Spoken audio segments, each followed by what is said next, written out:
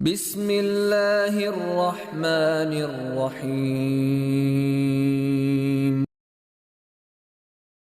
Namun ternyata amin saja tidak cukup dalam ibadah. Karena kalimat amin itu di dalam Al-Quran diletakkan setelah kalimat iyyaka na'budu wa iyyaka nasta'in ihdinas siratal mustaqim dan seterusnya ayat. Yang paling mendasar dalam kalimat di Al-Fatihah yang ditutup dengan amin ini, letaknya kata para ulama tafsir, rahasia utamanya ada di kalimat iyyaka na'budu wa iyyaka nasta'in. Kenapa Anda kemudian respon dengan amin di setelah kita tuntas mengucapkan waladhdallin? Perhatikan rahasia besarnya tercantum dalam hadis riwayat Abu Daud nomor hadis 649. Perhatikan kalimatnya, di sini letak rahasianya. An Abi Hurairah radhiyallahu ta'ala anhu qala, hadis riwayat Abu Hurairah semoga Allah meridai kepada beliau, qala, beliau menyampaikan, qala Rasulullah sallallahu alaihi wasallam, Rasulullah sallallahu alaihi wasallam pernah bersabda, qala Allah azza wa jalla, Allah pernah memfirmankan dalam hadis qudsi. Jadi ini qudsi hadisnya. Qasamtu shalah baini wa baina 'abdi 'ala qismain. Saya bagi salat, kata Allah, sebagai hak dan kewajiban antara aku dengan hambaku. Wali 'abdi ma sa'al, dan kalau hambaku, perhatikan garisnya, kalau hambaku benar menunaikan salatnya, aku akan kabulkan apapun yang dia minta seketika. Kalau dia benar menunaikan salatnya, aku akan kabulkan apapun yang dia minta seketika. Perhatikan kalimatnya. Idza qala al-'abdu alhamdulillahi rabbil alamin. Kalau seorang hamba dalam salatnya mengucapkan alhamdulillahi rabbil alamin, qala Allah azza wa jalla, langsung Allah jawab kalimatnya, hamadani 'abdi, hambaku sedang memujiku. Wa idza qala al-'abdu ar-rahmanir rahim, kalau hambaku mengatakan ar-rahmanir rahim, qala Allah azza wa jalla athna 'alayya 'abdi, Allah menjawab hambaku sedang menyanjungku. Wa idza qala al-'abdu maliki yaumiddin, kalau hamba kemudian berkata maliki yaumiddin, qala Allah azza wa jalla, Allah menjawab majjadani 'abdi, hambaku sedang mengagungkanku. Sekarang perhatikan rahasianya. Idza qala al-'abdu, kalau seorang hamba berkata dalam salatnya, iyyaka na'budu wa iyyaka nasta'in, ya Allah, sekarang kami ibadah, salat kami jadikan hanya untukmu, dan sekarang kami punya persoalan dalam kehidupan, kami mohonkan solusinya hanya kepadamu. Qala Allah azza wa jalla, seketika Allah akan menjawab kalimatnya. Perhatikan perbedaan dengan jawaban-jawaban sebelumnya.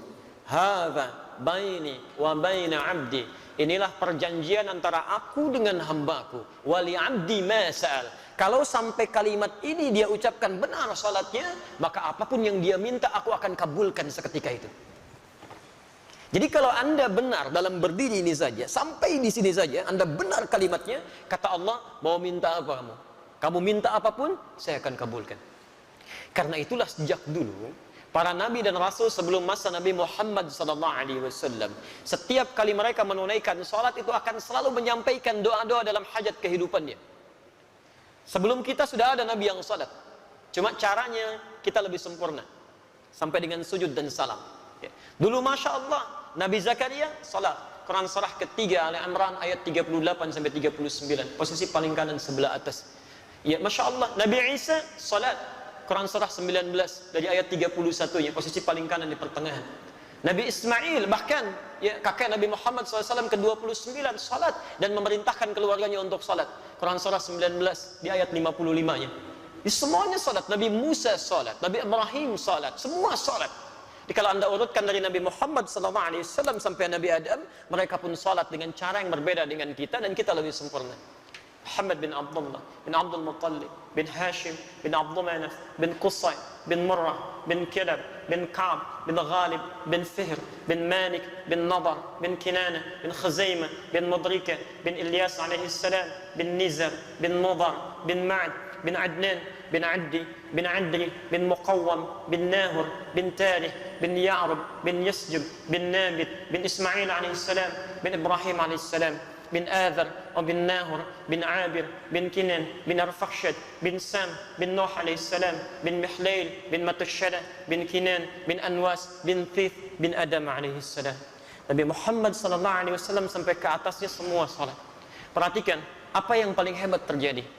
Pernah dulu ada dua orang menikah. Setelah berumah tangga ternyata secara medis divonis tidak mungkin punya keturunan. Suaminya rambutnya sudah memutih, fisiknya sudah letih. Istrinya divonis secara klinis menopause dan mandul. Secara medis mustahil. Maka apa yang terjadi? Perhatikan kaidah Qur'annya, ini manhaj untuk kita semua. Quran surah ketiga Ali Imran ayat 38, posisi paling kanan sebelah atas. Hunalika da'a Zakaria rabbah. Di mihrabnya kemudian Nabi Zakaria yang mengalami peristiwa tadi, ya, yang saya sebutkan rambut memutih, fisiknya sudah letih, dengan kondisi istrinya ada di Quran surah 19 Maryam, dari ayat keduanya sampai dengan ayat ke-10 nya, posisi paling kanan dari atas sampai bawah. Kemudian setelah semua mengatakan mustahil punya keturunan, apa yang dilakukan?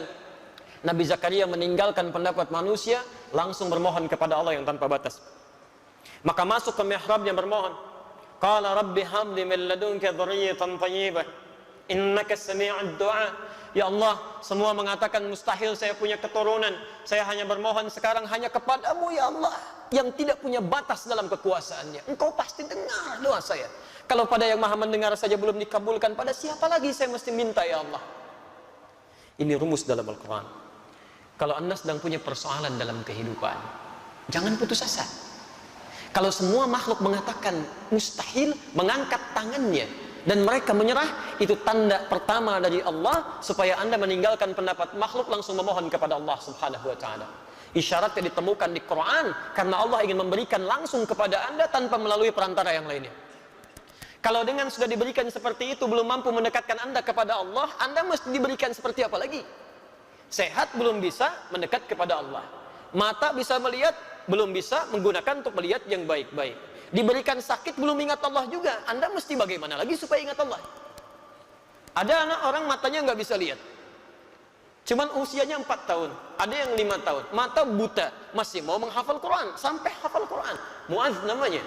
Anda 40 tahun, 50 tahun, matanya sehat, masih bisa melihat sampai hari ini. Kalau dengan seperti itu belum mampu melihat isi Quran saja, mesti dengan cara apa lagi dimotivasi supaya mau meningkatkan ibadah? Taib, ketika bermohon itu apa yang dilakukan? Ternyata bukan bermohon biasa, ditunaikan dalam keadaan sholat, masih berdiri sholatnya. Berdiri dalam bahasa Arab disebut qaim, qaim. Sedang sholat yusalli. Perhatikan, begitu memohon kepada Allah dalam salatnya, seketika turun malaikat dan kalimatnya menggunakan fa, fanadatul malaika. Ada yang menggunakan waw, ada yang menggunakan thumma, ada yang menggunakan fa. Itu berbeda. Saya katakan dhahaba Muhammad ila jami'il jihad wa Ali. Muhammad datang ke Masjid Al-Jihad dan Ali. Kalau menggunakan waw itu Muhammad datang, Ali nyusul. Kalau kalimatnya menggunakan thumma, maka ada jarak yang cukup panjang. Muhammad sudah pergi, 1 jam kemudian Ali baru datang. Tapi kalau menggunakan Ali, maka ketika Muhammad berangkat, Ali berangkat. Allahu Akbar. Begitu selesai doanya, menggunakan fanadatul malaika.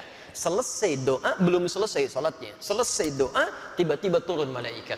Wa huwa qa'imun yusalli fil mihrab. Sedangkan beliau masih berdiri dalam salatnya. Masih berdiri, belum selesai salatnya. Saat dalam keadaan berdiri ini apa yang disampaikan? Annallaha yubashshiruka bi Yahya. Allah kasih kabar gembira, Anda akan punya anak. Namanya langsung dari Allah, Yahya. Artinya hidup.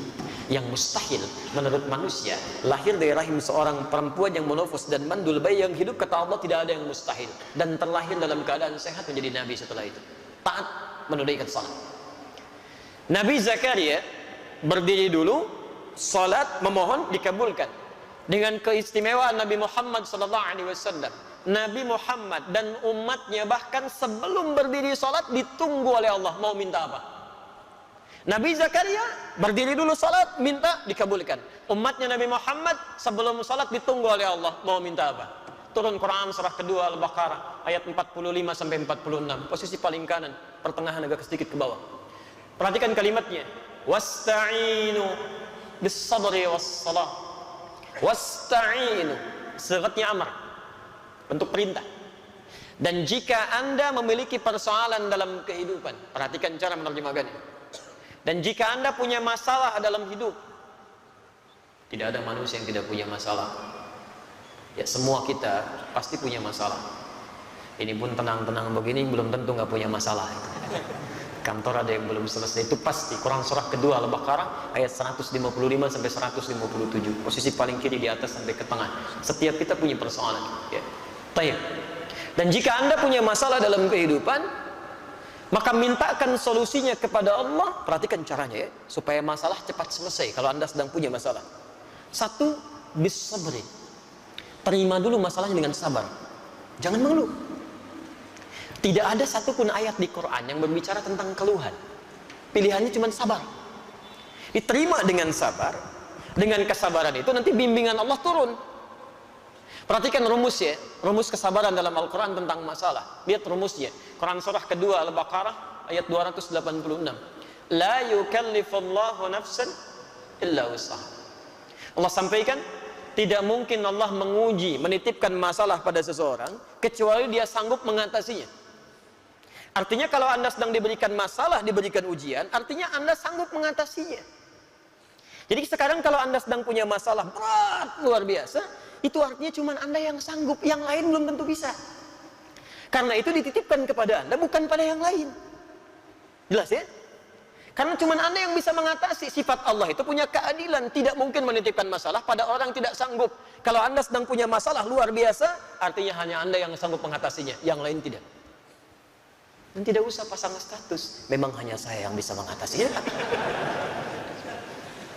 La yukallifullahu nafsan illa wus'aha. Diterima dengan sabar. Sifat adil Allah ini, Masya Allah, bukan hanya melekat pada manusia, binatang pun mendapatkannya, tumbuhan pun meraihnya. Tahu cicak bagaimana beraktivitasnya? Merayap. Di mana? Di dinding. Apa makanannya? Nyamuk. Nyamuk bagaimana aktivitasnya? Terbang. Di mana sifat keadilan Allah? Makanannya bisa terbang, cicaknya nggak bisa terbang. Kalau nyamuknya jenius, itu jadi permainan cicak, gitu. Tapi perhatikan, turun kemudian keadilan Allah di sini, dan disinilah kemudian hikmah besar kita dapatkan. Orang tua kita hanya mengajarkan sedikit lirik untuk memahamkan itu. Cicak-cicak di dinding. Diam-diam, Allahu Akbar. Cuman diam-diam merayap. Keadilan Allah hanya memerintahkan kamu merayap, ya. Dia merayap walaupun cuma diam-diam. Perhatikan, ketika cicaknya mengikuti ikhtiar yang ditetapkan Allah, merayap dia sekalipun diam-diam, yang terjadi setelahnya apa? Datang seekor, Allahu Akbar.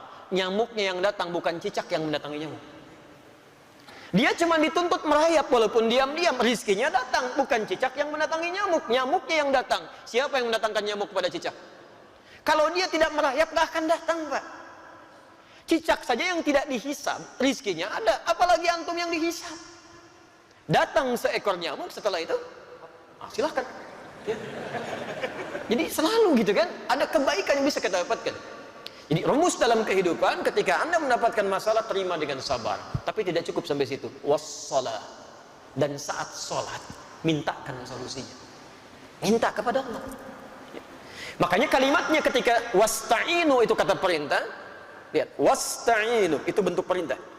Kalau ingin dirubah jadi bentuk permintaan, maka dirubah kalimatnya dari wasta'inu menjadi nasta'in. Itu bentuk permintaan. Wasta'inu dirubah jadi bentuk nasta'in. Ya Allah, Engkau perintahkan kami minta, sekarang kami memohon solusinya. Nasta'in. Kepada siapa? Kepadamu ya Allah. Iyaka. Iyaka nasta'in. Saya mau tanya, apakah dalam sholat kita mengucapkan kalimat iyaka nasta'in? Saat sujud atau saat rukuk? Berdiri. Bukan sujud, bukan rukuk, berdiri. Iyyaka na'budu wa iyyaka nasta'in. Bukankah Nabi Zakaria bermohon saat berdiri? Beliau minta dikabulkan. Kita belum minta, sudah ditunggu oleh Allah. Tunaikan salat, lakukan. Saya tunggu. Kamu minta wa iyyaka nasta'in, dijawab di hadis qudsi. Hadza baini wa baina 'abdi wa li 'abdi ma sa'ad. Ini perjanjian antara aku dengan hambaku. Kalau hambaku benar salatnya, maka akan kabulkan apapun yang dia minta. Allahu Akbar. Nah, karena itulah Bapak dan Ibu sekalian, dalam masalah salat ini Nabi tegas sekali. Dan tidak ada toleransi yang sangat tinggi di sini. Semua diberikan ketentuan yang jelas, dalil yang benar, sehingga ketika diikuti semua itu diharapkan semua orang salat mendapatkan keutamaan yang dimaksudkan. Itu baru satu. Antum hati-hati ya di sini ya. Pernah dulu di zaman Nabi ada orang masuk ke masjid Nabi, namanya Khalad Az-Zurairqi. Sholat di samping Nabi, tapi jadi bermasalah. Itu ada di Al-Bukhari, nomor hadis 751, 757, di hadis Muslim nomor hadis 397. Babnya babul musifis salat, bab tentang orang yang salatnya bermasalah. Qila bima ma'na, dikatakan ja'a rajulun ila Nabi sallallahu alaihi wasallam. Datang seorang lelaki kepada Nabi sallallahu alaihi wasallam. Fadakhala ila al-Masjid Nabawi, maka masuk ke Masjid Nabi. Fa shalla bi janbin Nabi sallallahu alaihi wasallam. Maka salat di samping Nabi sallallahu alaihi wasallam.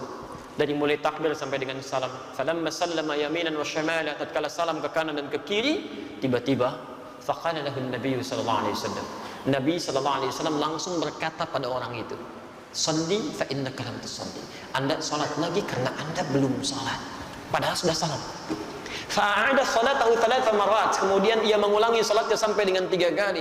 Faqala lahu Nabi sallallahu alaihi wasallam mithla ma kana. Setiap kali dia salam, Nabi tetap mengulangi kalimat yang sama. Ulangi salatnya, kamu belum salat. Faqala ya Rasulullah ma ahsinu ghairah. Maka dia berkata, ya Rasulullah, saya tidak bisa lebih baik lagi daripada ini. Faqala lahu Nabi sallallahu alaihi wasallam. Maka Nabi berkata kepada orang ini setelah dia mengatakan, "Alimni, tolong ajarkan saya." Kata Nabi, "Idza qumta ila shalah fa asbighul wudu."